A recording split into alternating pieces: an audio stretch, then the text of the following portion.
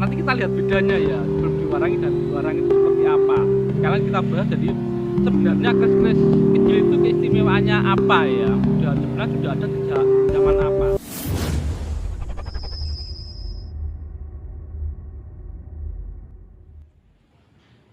Rahayu, Rahayu, Rahayu.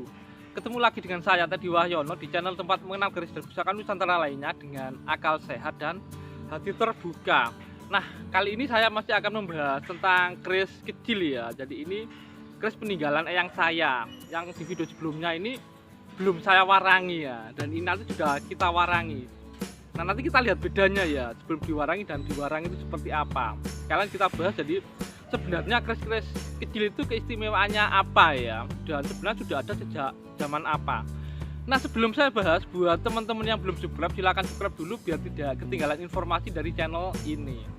Nah, langsung kita bahas saja ya. Kalau tentang keris kecil sendiri, kalau di zaman sekarang itu ada yang membagi, jadi keris yang di bawah ukuran normal itu sebagai keris patrem dan keris jimatan.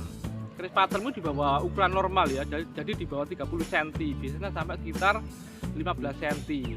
Kalau yang 15 cm ke bawah atau sekitar telapak tangan kecil gitu ya, yang bisa dikantongin, itu orang memasukkan ke ukuran jimatan kayak gitu ya. Tapi kita akan membahas keris-keris kecil secara umum ya. Jadi kalau untuk keris kecil sendiri, salah satu keistimewaannya itu bisa dibawa kemana-mana ya, bisa dimasukkan ke sebuah tas ya. Jadi kalau segini kayak gini biasanya bisa masuk, tas kecil pun bisa masuk kayak gitu ya.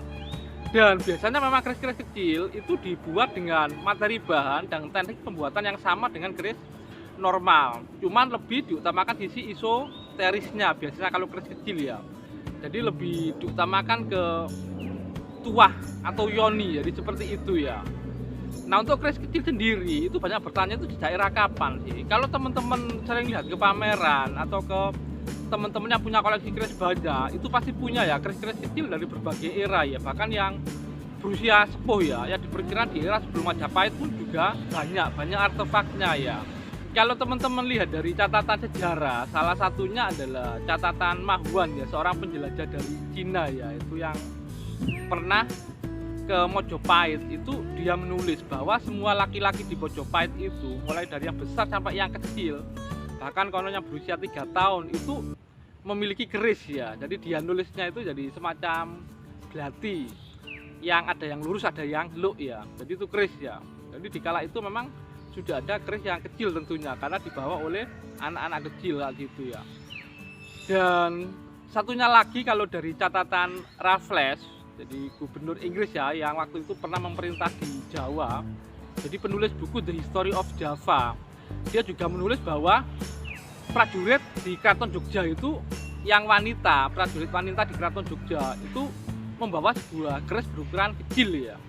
Jadi memang keris berukuran kecil memang sudah ada sejak lama ya. Nah, kalau kita lihat ini yang milik kakek saya yang dulu sebelum diwarangi itu ya. Nah, sekarang diwarangi ya. Nah, bentuknya ternyata memang sangat bagus ya. Jadi pamornya juga terlihat ini pamor apa ya. Kalau jelas ini Nogo Siluman ya, sudah pernah saya bahas di video berikutnya, sebelumnya ya, di video sebelumnya itu ada ornamen naga yang sangat sederhana kayak ular lah, cuma kepala dan sebagian leher ya, jadi maksudnya Nogo Siluman. Nah, untuk lebih detailnya, jadi seperti apa sih keris Nogo Siluman peninggalan eyang saya ini setelah diwarangi, ini mari kita simak sama-sama.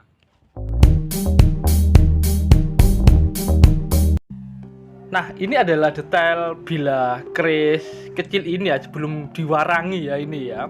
Dan itu bagian cor-corannya terlihat jelas ada ornamen ular ya. Jadi itu bagian kepala dan dadanya aja ya. Badannya menyatu dengan bilah. Jadi keris ini masuk dapur Nogo Siluman ya. Walaupun ularnya digambar dengan sangat sederhana ya, tidak seperti Nogo pada umumnya ya. Dan ini memang salah satu gaya keris dari Madiun ya, atau Tangguh Madiun. Nah, ini adalah bilah keris setelah diwarangi ya. Kalau teman-teman perhatikan itu yang bagian gonjo itu banyak bagian yang berwarna hitam ya. Itu adalah besi yang berwarna hitam, itu materi besinya. Sedang di bilahnya itu hampir sebagian besar berwarna lebih terang atau putih atau abu-abu itu ya. Itu adalah bahan pamor. Jadi ada yang nyebut besi pamor atau besi putih ya. Dan itu lipatannya atau pola pamornya terlihat ya, itu adalah pamor ular lulut ya. Untuk tuah dari pamor ular lulut sendiri sebenarnya sudah pernah saya bahas di video saya yang lain ya. Nah, ini kalau teman-teman lihat, jadi memang ini ukurannya cukup kecil ya. Dan beberapa teori tentang keris berukuran kecil, yang dua tadi sudah saya bahas, ada yang bilang untuk wanita, ada yang bilang untuk anak-anak. Tapi yang banyak berada di dunia perkerisan, keris kecil juga banyak dipakai oleh para tilik sandi ya, karena memang bentuknya kecil dan ringkas, jadi bisa dengan mudah disimpan atau disembunyikan dan bisa dibuat bergerak lebih bebas ya. Jadi memang ada beberapa pendapat tentang keris kecil ini, tapi yang jelas dari pengalaman saya pribadi dan beberapa orang yang memiliki keris-keris kecil itu memang bisa dibilang memang keris kecil itu dibuat lebih mengutamakan esoteris atau tuah atau yoninya ya. Nah, ini adalah detail ya, jadi secara keseluruhan. Jadi ini logo siluman Luk 7. Nah, mungkin itu saja dari saya, semoga bermanfaat dan jangan lupa untuk like dan subscribe-nya.